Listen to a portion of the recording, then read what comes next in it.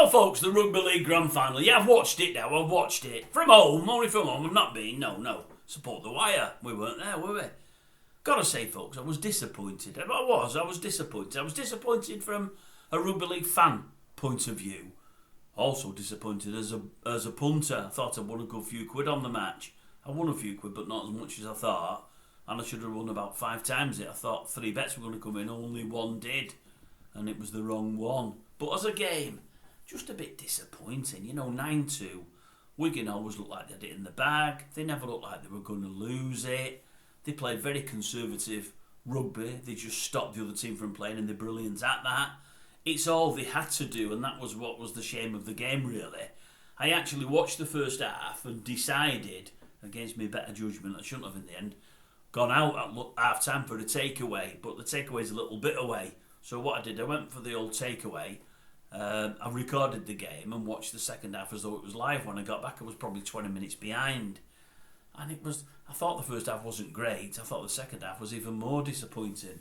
And the reason for it was, in my mind, is KR's just massive lack of pace. I mean, I know they've come second in the league. They've beat my team. They ran Wigan close. They've been great all year. But unless they're really firing and sending the ball out from wing to wing at pace, because they have got a couple of line breakers there, unless they're really firing, you've got a problem. If you can keep them in their own half, they'll stay there. And they'll stay there because they can't break away. They can't go the length of the field. They've got no real speedsters there, where Wigan have got 3 or 4 in the ranks. And it's an uneven game that way. And Wigan were very clever.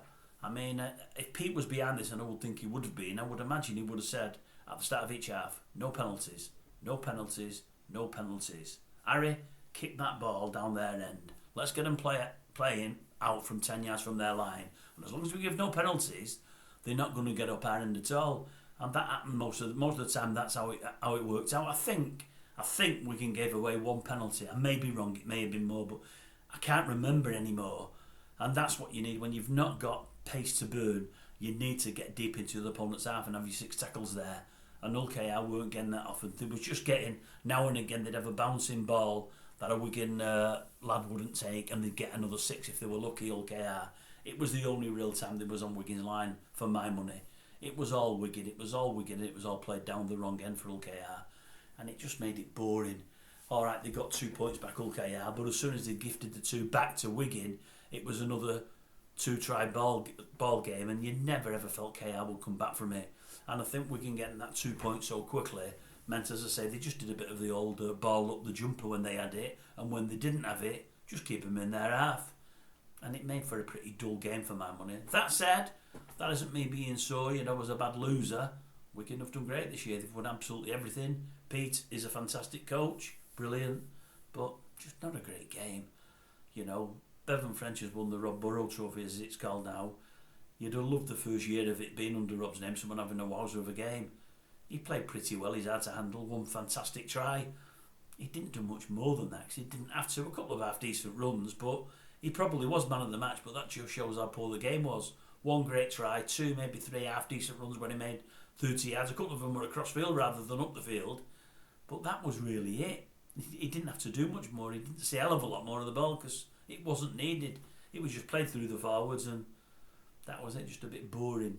And as I say, I won some money, but not what I expected.